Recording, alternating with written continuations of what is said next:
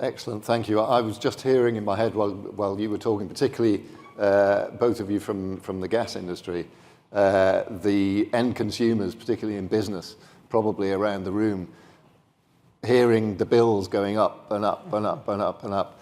And you have a really difficult job because you've got to balance what is a desirable and correct aspiration for a transformed energy sector, decarbonised to the extent that it can be, with the requirements of an economy that needs energy, it can afford energy that's predictable. How do you do that? Briefly, sorry. First of all, I want to make some few remarks on please do. Previous speakers. First of all, you were aiming for some controversy, but you didn't get it, right? Next time. So, Rita Galli said that we moved to 8 BCM this year, or even higher, compared to 1 or 2 in 2022. If you compare it to 2019 or 2020, the difference is from 0. So Greece, 5 years ago, was a mere importer of gas, period. We're a destination. Gas was coming here to be consumed. Now, 8 BCM goes up. This is colossal. This has changed the narrative.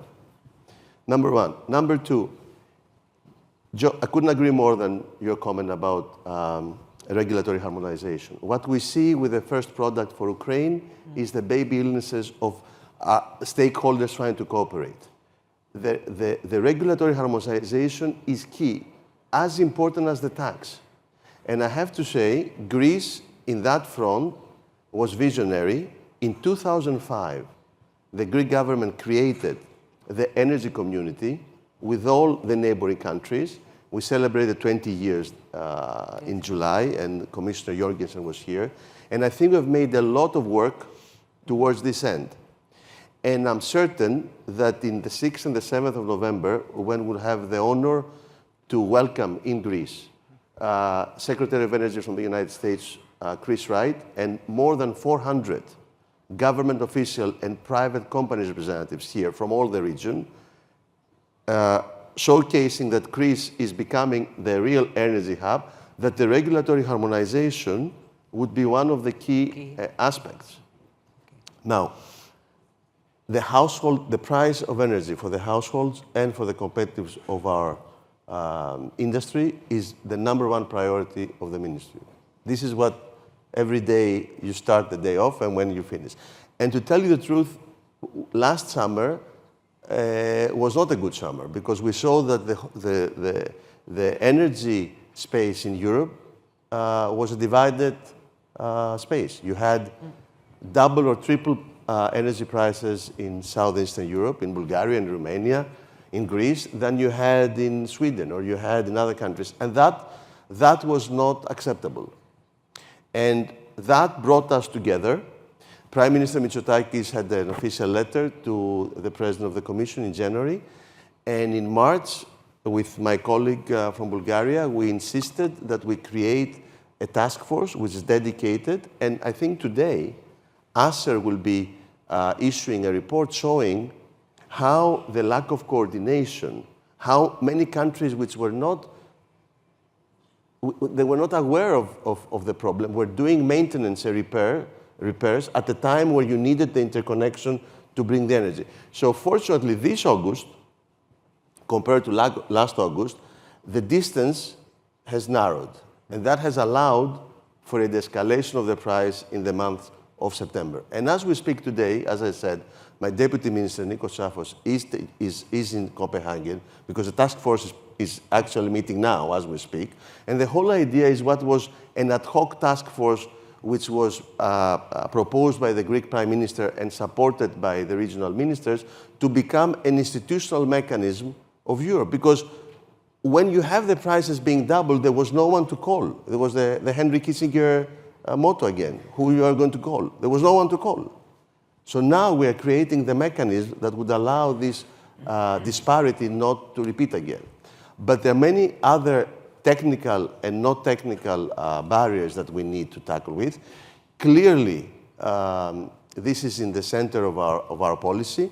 And I think the Greek industry and the everyday citizen is very they're very correct to be aware that this is something that it affects tremendously their competitiveness.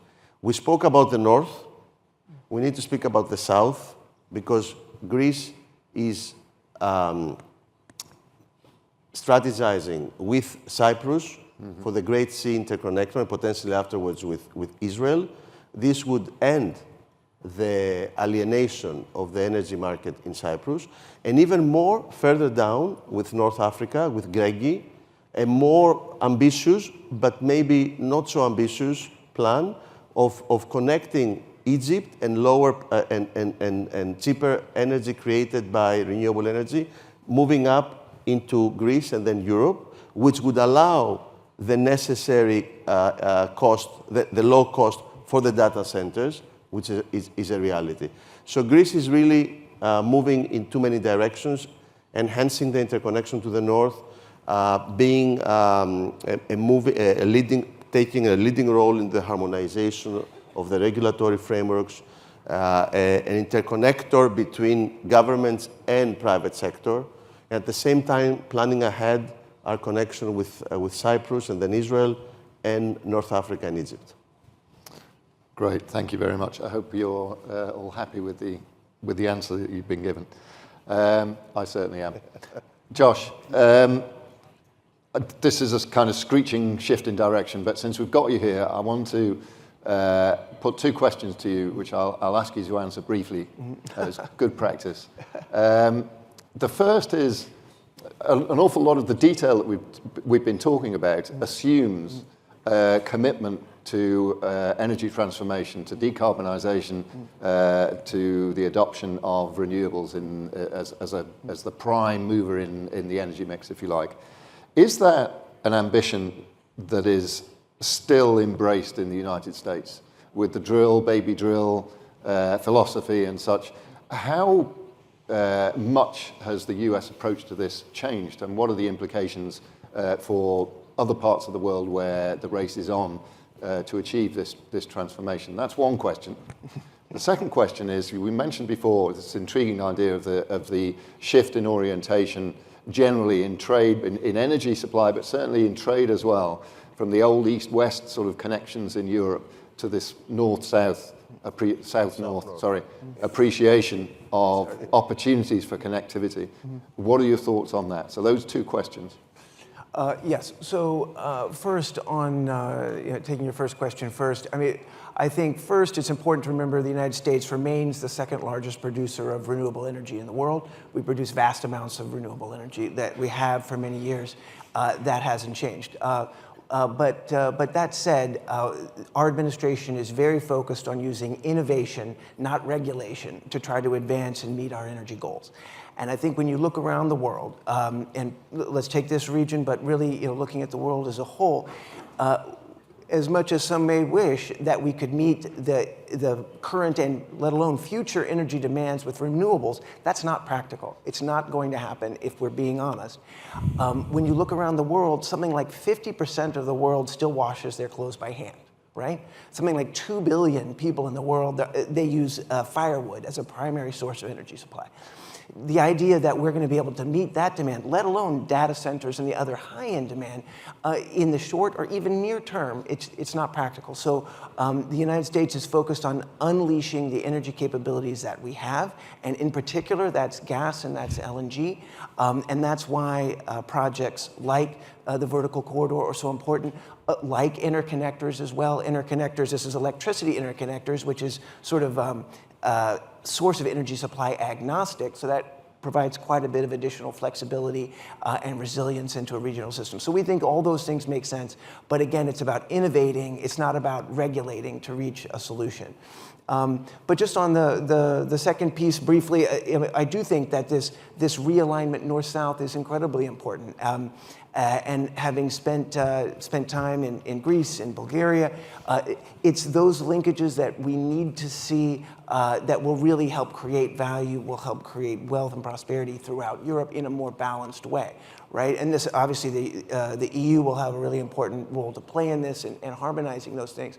But we think, but across across the world, I think when you see the changes that are taking place, not only in energy, but in transport, we're unleashing new markets, we're unleashing new possibilities. And that's where the United States wants to play a supporting and energizing and catalyzing role. And I think we have a really great story to tell about that here in Greece, and increasingly look to do that in other parts of Europe as well. Thank you. Okay, brilliant. Thank you very much. I'm very briefly going to give anyone who wants one an opportunity to add any points to what you heard. If there aren't any, I'm going to close the panel. But if anybody's got, yeah. According to the rules. According to the rules, I just want to add the minister that on the operational level we are working very good. For example, on 1st of September, the gas operators made their tenders for capacity on a common platform which is executed by our Hungarian partners. Also, the system operators are working under the rules of ENSO G, and the integrated market provides us common prices. Here, the Greek exchange, the Bulgarian exchange, the Romanian exchange. I think that the operation on the operational level we are working very tight on. I think on the political level we should work more because we have some gaps in the environmental area, and that's why the future is in front of us, and we should take care about these issues. Brilliant, thank you. This is always such a fascinating panel. You've got to go very quickly because we have very little time. Absolutely. I just want to mention that I think we should be concerned about three topics, additional topics. One is a coherent regional strategy, and I think this is a must for harmonizing not only regulatory environment, but also investment strategies. Secondly, I'm highlighting the fact that we are facing an aging workforce. Romania has need about 30 to 40,000 experts or workers in energy by 2030. And I'm sure, because I did due diligence here on a number of companies, it's the same thing for instance, for VVE here. And thirdly, access to capital for innovative technologies. So this is something that governments and businesses should, put resources together and their minds together in order to be a regional significant player. Okay, I think you've just given us our agenda for next year's panel. So we'll make a note of that. Thank you very much, ladies and gentlemen. Thank you. Yeah.